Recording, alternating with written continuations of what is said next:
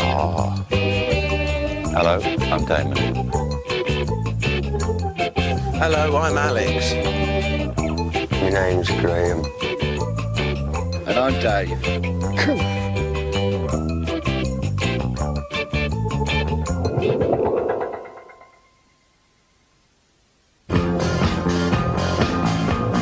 We are gorgeous. Europe, let's go. Streets like a jungle,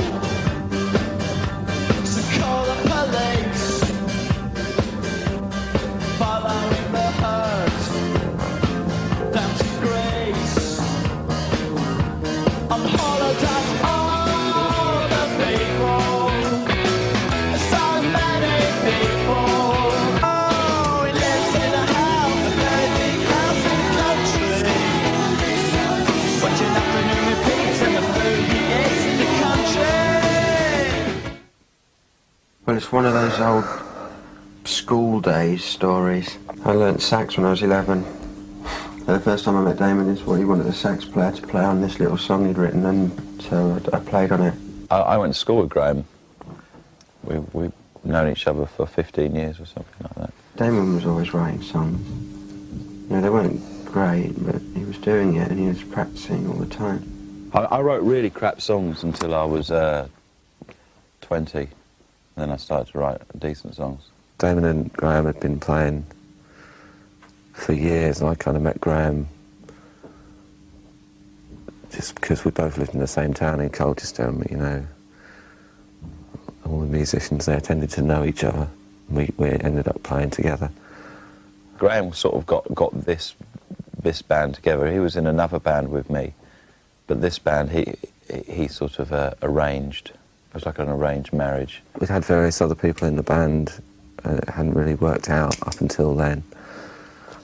And then along came Alex. We thought we were really good, I should imagine, but we very often couldn't even finish the shows because, I don't know, we'd all end up on the floor, equipment knocked over and stuff like that.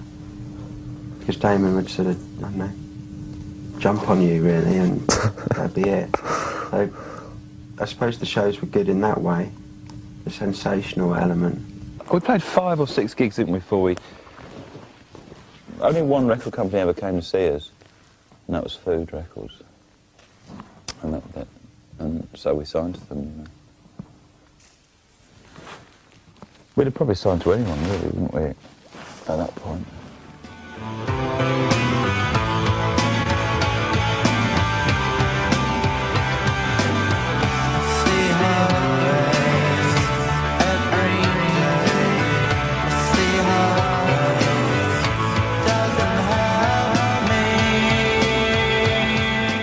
Alex had a riff that he kept playing on the guitar. Damon kept saying this chorus thing over and over, which became the chorus, and then I wrote the verses, so that was like the only song that really everyone was there writing at the same time. It kind of came out of a jam, you know.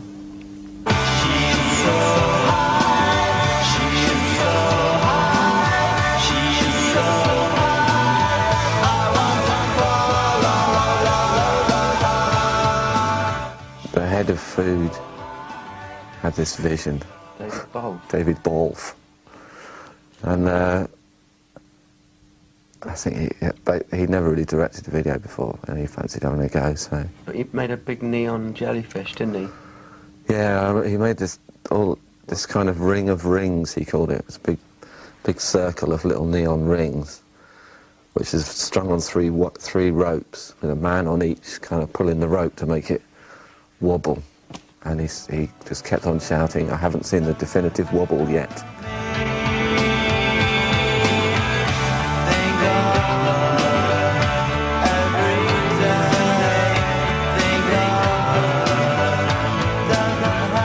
Yeah, he made the next one as well. Did he? Didn't he? I seem to remember him bossing everyone around, yeah. Yeah, I think he did, didn't he? Taking the fun out of everything, making me wrong when I don't want to think. Taking the fun out of everything, I don't want to think. I had such a long fringe, you couldn't really see my eyes at all. It was really big fringe. They literally cut a square in my hair so you could see my eyes.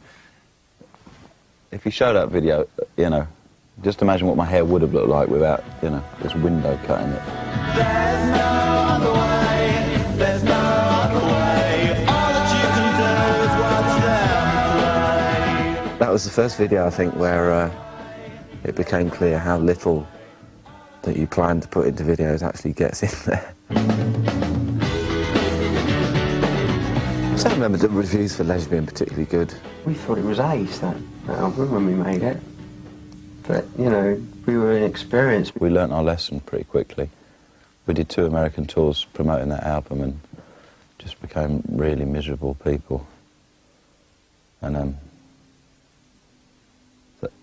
that's why we came back and made Modern Life is Rubbish, because we really had to sort of, you know, take ourselves seriously.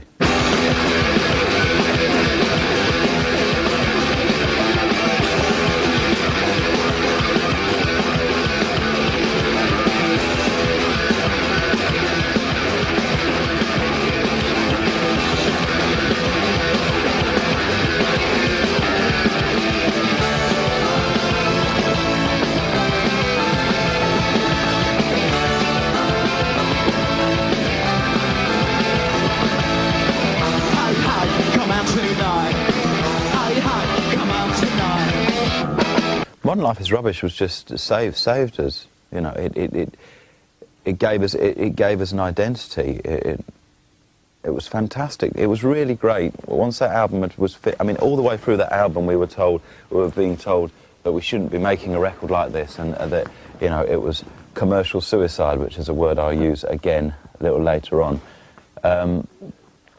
So we didn't care, you know. We had a really strong feeling within the 4 of us that we were doing something that was good. He's a 20th century boy with his hands on the rails, trying not to be sick again and holding on for tomorrow. But the record company didn't have much faith in this new idea we had about British music being good. Modern Life is Rubbish was quite a critical success as an album. Even though it didn't sell huge amounts, it was generally very well received, especially by the people whose opinions we valued. I think that gave us an awful lot of confidence, which was something we were really lacking up until then. That really did set the stage for Park Life then, when we could really let our imaginations run a bit freely. Sunday, here again, tidy attire. You read the colour supplement, the TV guide. You dream of protein hydrate, regret you left me quite so late. Gather the family round the table to eat and not to sleep. Oh, the Sunday sleep. Park Life. Oh yeah, we definitely knew that if we slung Girls and Boys out, that it would be a big hit. Britain had been waiting for a band that could talk it and walk it, you know, and that was Suede had sort of started the ball rolling in a press sense because they'd got so much coverage, but they hadn't sold any records and they hadn't really come up with a real crossover record. But Girls and Boys happened, and that was it. Girls and Boys is just one chord sequence all the way through. We knew we wanted it to be kind of like disco. We wanted to like really, you know, rip off that hideous drum beat that you hear everywhere. You know, the boom, boom, boom, that was the, you know, I think we all found pretty appalling. It's the most irritating thing, I think, in any song I've ever heard in my life. But they are irritating, those songs that you hear in the holidays and the discos. You know, I should be so lucky and all those sort of songs, you know.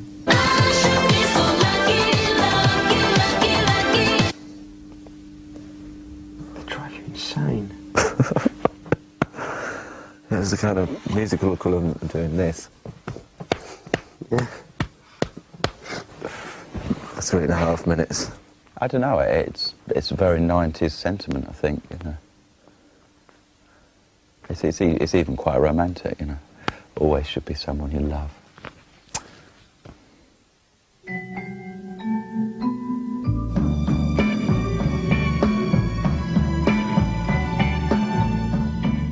The video is basically the director, who we'd known for a while, came along with his tape, and he'd taken this old, quite obscure film and just kind of cut it up, lifted kind of 3 minutes worth of parts out, rearranged them, and made a different story out of it. And it's the first and last time where somebody's come along and said, right, I want you to spend 50,000 on a video and it's going to look like this, and actually shown us what it was going to look like. So what we did, we just replicated it completely.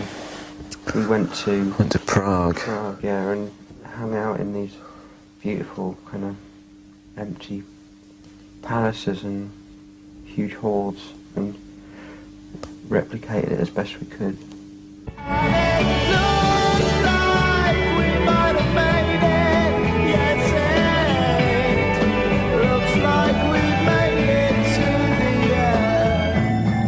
You can have the cleverest lyrics and the sort of the weirdest arrangements, but unless people can really just sing along, it's a waste of time.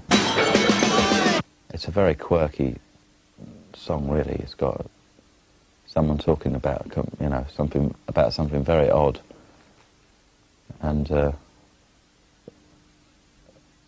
someone else shouting "Part Life." Part life, it's got nothing to do with your four-sprung Dutch technique, you know.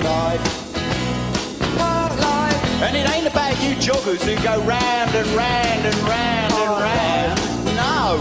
Part life, oh, the people, so many people, and they all go hand in hand through there. Part life. We were just sending out all the right signals. You know, we put out Girls and Boys, which was a proper pop single. To the end, it was just a big ballad, and then Part Life was football, and then End of a Century, which was another kind of soft, pretty song. You know, and within those four singles, because of the variety, it just drew all these people who weren't necessarily interested in alternative music. It drew them all together, so there was this huge audience out there. We outside, we don't want to be alone. We wear the same clothes, feel the same. Kiss and try this when the sun night. Another century, oh, it's not a special, oh, another century, oh, it's nothing special.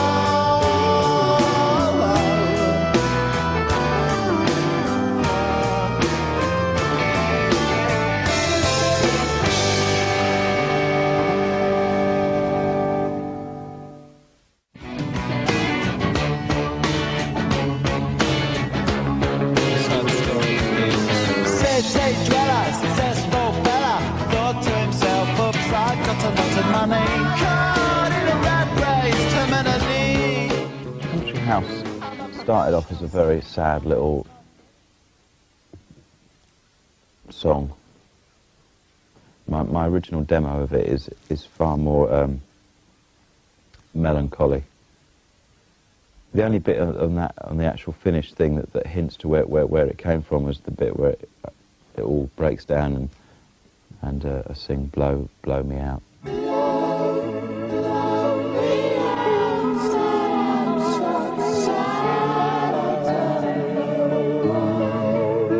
That's the only bit really that's true to the original, but we turned it into.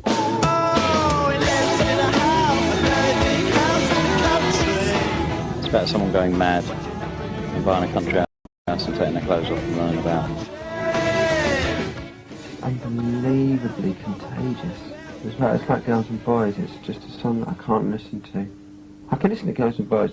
Country House I can't listen to because everything on there has got one of these hooks, you know. It's got something there.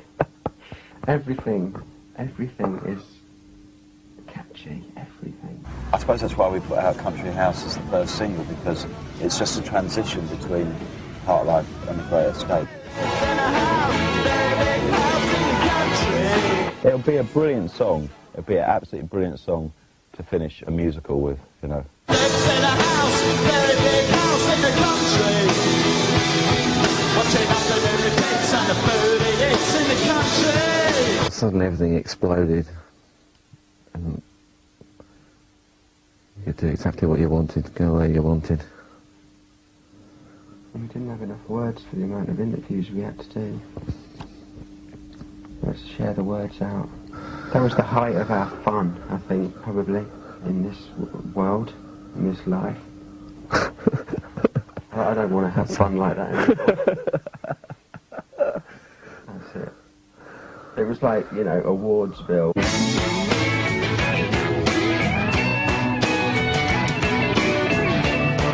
We made an album in the middle of all of that, and we made it right in the middle of London, and that was a mistake, I think. The Great Escape was recorded under a strange kind of pressure and a strange euphoria. That album was full of things like about the lottery and Prozac and, you know, all those kind of current things that were going on at that time.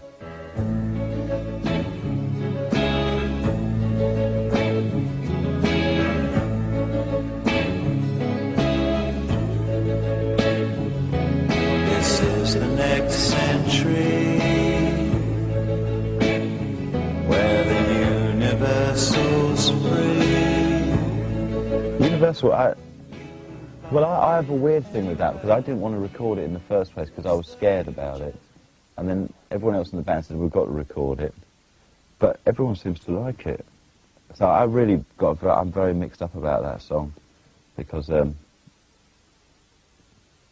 more people come up to me and say how much they like that song, musicians as well, which is really odd, than virtually any other song of ours.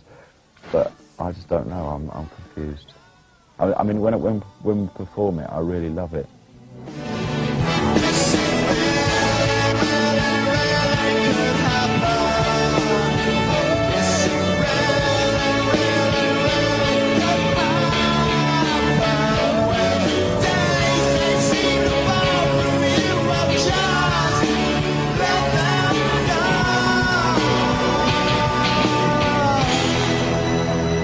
Universal, I suppose, it's kind of Stanley Kubrick inspired video, especially Clockwork Orange in 2001, and we made it in France on our day off, so we weren't having much fun, but I think it's one of the better ones we've made. The director wanted to make the most of that particular look.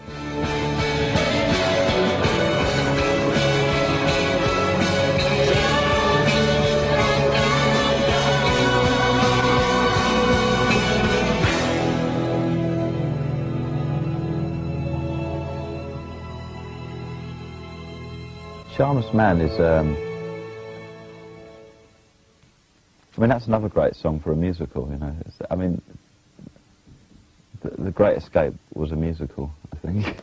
I met him in a crowded room, where people go to drink away their gloom. He sat me down and so began the story of a charmless man. Shamus Man was really the end of something, you know. That was the embers of this great British pop thing, for us anyway, you know. He knows the slingers and the cavalry, says he can get in anywhere for free. I began to go a little cross-eyed, and from this charmless man I just had to hide.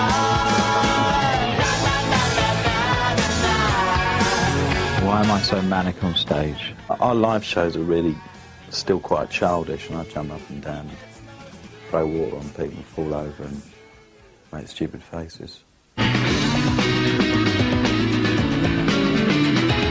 Maybe when I get really physical on stage. I'm just trying to find some reality of some sort.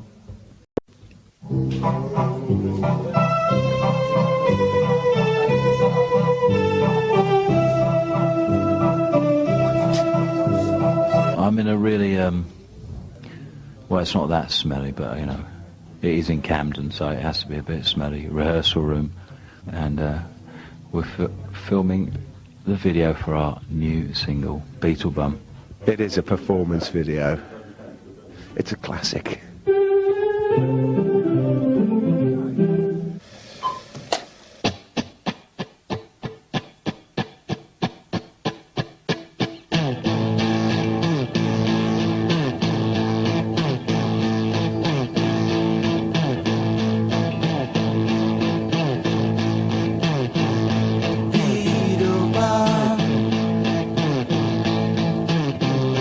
What you done?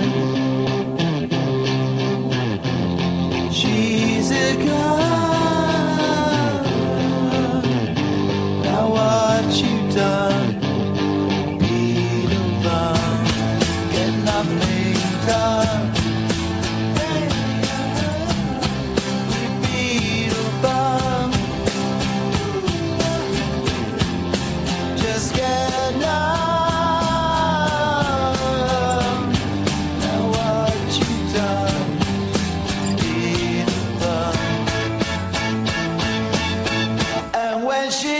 Me slip away.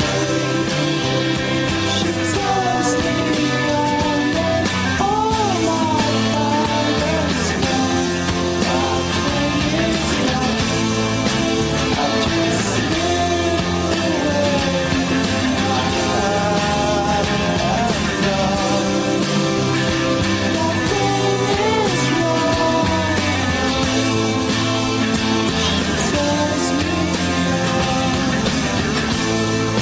I just slip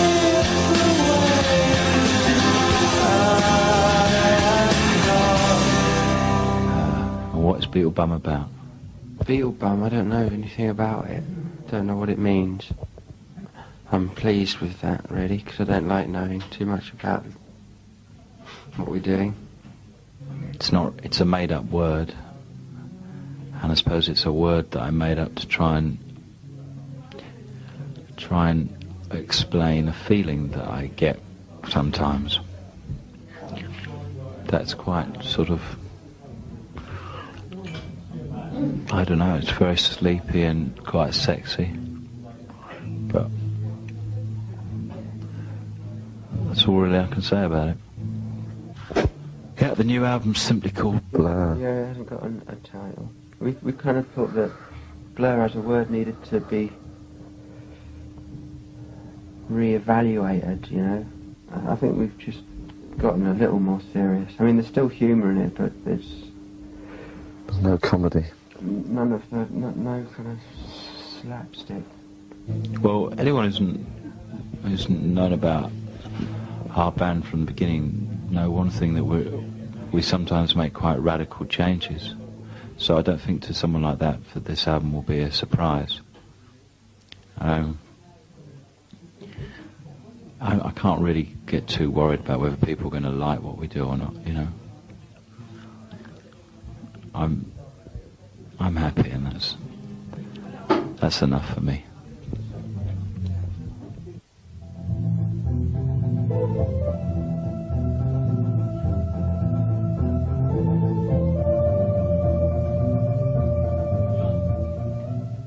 That's it.